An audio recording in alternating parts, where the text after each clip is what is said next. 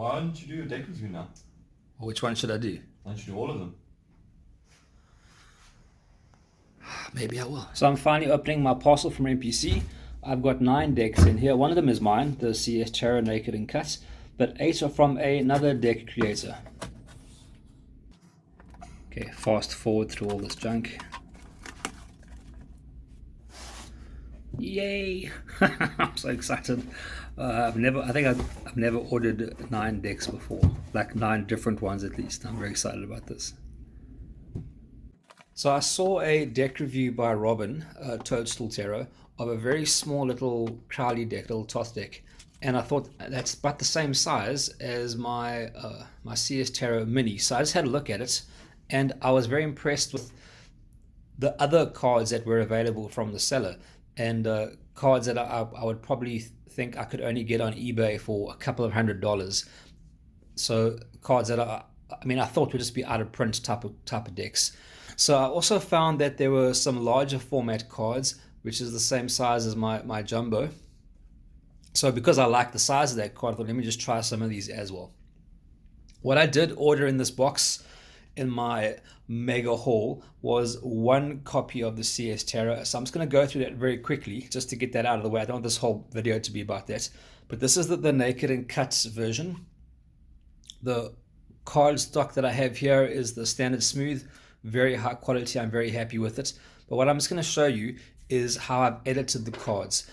I'm going to be honest, I prefer the standard tarot card with the border around it. So I'm not a big borderless fan, but I've done this version because I've heard people mentioning that they would have liked a borderless edition.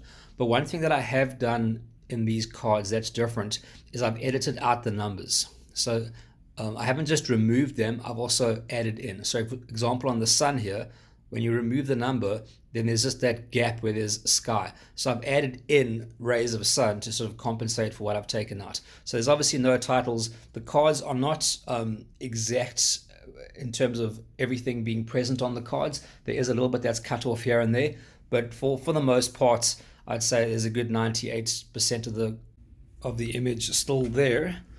So that's the back that I chose, the black crackle back. I really love this. It's a nice size deck. I'm very happy with the quality. I'm happy with everything. It feels great. Let's move on to these other decks. First one, I'm not actually sure. I found this now on eBay. Let me have a look here. For about $300. Let me just give me a sec here. 270 euro. It's called Ancient Tarot Astrology.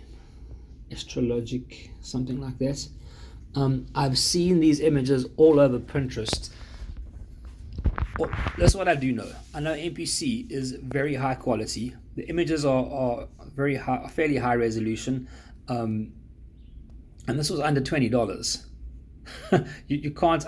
I don't want a original for 300. It's the same as buying a Pam A on eBay for $500 or $2,000, whatever it is, and then you could buy the one on MPC for $250 for like $25 or so, and it's as close as you can get reproduction. I mean, it's a no-brainer to me.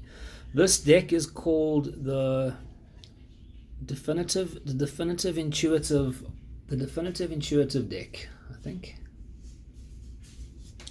I really like it. It's a Lenormand. It looks like it's predominantly Lenormand images.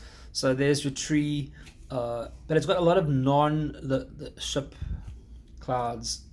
It's got a lot of non-traditional Lenormand images. It's got additional. There, the skull, the cage, that phrenology head. Mice is Lenormand, I suppose. The moon. So it's Lenormand plus whatever. And I want to just read I'm not going to read it now, but what this guy says on the site, he says there's no rules, there's no instructions. You just read however you want to read. So, and I really like it, because I don't like it when people take tarot and they put their own stuff onto it that's different to what the card is supposed to mean. So if you like reading intuitively, then that's a good one to go for. This one here, I'm obviously doing a voiceover after I've already opened these cards. This one is probably my least favorite. It reminds me of the Stone Marseille that Simon did a review of not so long ago, by Lily Stone. Um, this one's also, I think, under about $25 or so, somewhere in that range.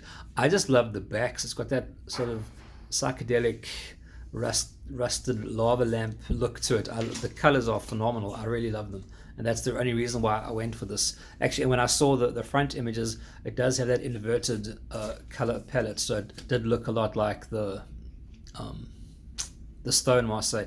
This one I think is called the Black Marseille or something like it. But I'll put a link to all of these to this guy's store in the link in the description below. That's just some of the colors there. They're not very clear. Like a bit, not pixelated is the wrong word, just not very sharp lines. Okay, so that's that one. What did I grab next? Okay. This is probably one of my absolute favorites, Sola Busca. I've got the Scarabeo version, which I'll show you now, and that is, I mean, I've seen them on eBay now for $500, ridiculous amounts of money. I think I'll actually take a screenshot and I'll put it in here to show you.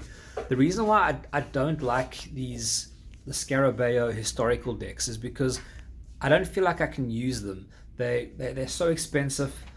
This particular one, the Sola Busca one, is a very large card format, and I've never really gotten into Sola Busca. And what I like about this deck, so you've got similar colors there. What I like about it is they've taken the traditional meanings that we are familiar with, like the Fool, the Magician, the Hierophant, etc., and they've put them in there. So if you look at these, I mean, I have no problem reading the minors on Sola Busca. I have more of an issue with the majors. I mean, that I know is Emperor, because card 4. That's card 15, so we know it's the Death card. Not Death, sorry, the Devil card. But what I like about these is it's just an easy way for you to learn. They've edited out quite a bit from the borders. You can see it's got like a rusty feel to it, I suppose. But I really love the colors are like a very vibrant of the image that is there. It's very vibrant, and I like the fact that I can see that that's the Death card, or that's the Wheel of Fortune, or whatever it might be. So to me, it's an easy deck to get to learn, so that you know how to use Sola Busca, so that you are familiar with the images.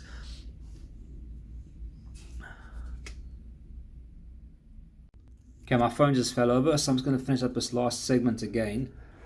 Oh yeah, but Sola Busca, the thing I wanted to say was, what I enjoy the most is that I have these recognizable titles. So somebody like myself, who doesn't really know the Sola Busca system very well at all, I can now pick up that deck and use it and just do a reading from it immediately. Next, move on to Tarot of the Egyptians. This is a... what can I say about this one? Obviously, it's a jumbo-sized deck. I do have the Scarabeo version of this. They're little boxes that they have, those limited edition 1 of 3,000 boxes. But I don't like their cardstock quality on those little boxes, because, I don't know, to me it's just cardboard. Whereas MPC is good quality card, like playing cardstock. So I can actually use the deck. This one has a nice creamish border, and it all kind of works well together. What I also want to say is I will do a full walkthrough of each of these decks shortly. But for now, I'm just doing a basic run over of each one. Next, we're moving on to the Mantegna decks. There are 2 of them. This particular one, it's a 50 card deck. I haven't done a lot of research on it. I looked into it a little bit. I think these are some of the oldest tarot cards ever produced. And in fact, some of the images that are in this deck you'll recognize in Visconti. You'll also recognize Pamela Coleman Smith actually uses some of these images, which I'll point to on the second version. You recognize that in Visconti straight away. What I also want to say about this is our friend Il Meneghello, am I saying that correctly? I've also got about 3 or 4 of his decks, and he does a version of this deck and it's about $100. You can go onto his website and check it out. It also comes with a book, so you're obviously getting more than just the deck. But I mean, I'm not crazy about his card stock, because to me it's not something that I can use for readings, whereas this MPC stuff, it's inexpensive, I can use it. Okay, what I'm going through now, I think it's the Book of Thoth Tarot. Well, that's what the Scarabeo call it. I forget what it's called on this guy's site. Again, this is just a great study deck for me, because I've never seen one in this size before. I've seen a lot of different variations of this particular one, this Etteilla Tarot. But I really just like this guy's version of it. It's a nice size and great cards. Okay, what else do I go on to now? Oh yeah, that's the back of the back is also similar to the original. This deck I probably like the most out of all of them. This is also Mantegna, but this is called Series S. And what I love about this is each card has a completely unique back. And I think these images must have been taken from a book from like 15th century or whatever it is. But what happened was, I'm assuming what happened was, throughout the years, either with water damage or whatever, the image has bled through to the other side of the page. So each card, the back of each card is like the reverse mirror image of the front. But so it looks like the image is actually bled through to the back. Can you see that? Because it's not very recognizable in all of them. And also, it doesn't look like these images have been edited in any way. Like you can see the water damage, you can see the top of the guy's hat, but the reversed image. I'll go through some that find some that are a bit more like a bit more recognizable features to them, like that lady holding that orb or the sun, and if you turn the card over, you see that circle on the back. Yeah, the lady playing a ukulele or whatever that is. Actually reminds me of Boy Diviner singing his little song that he did the other day. I love these cards. I think it's very unique to have each back unique to each front, and I love it. That's about it, eh?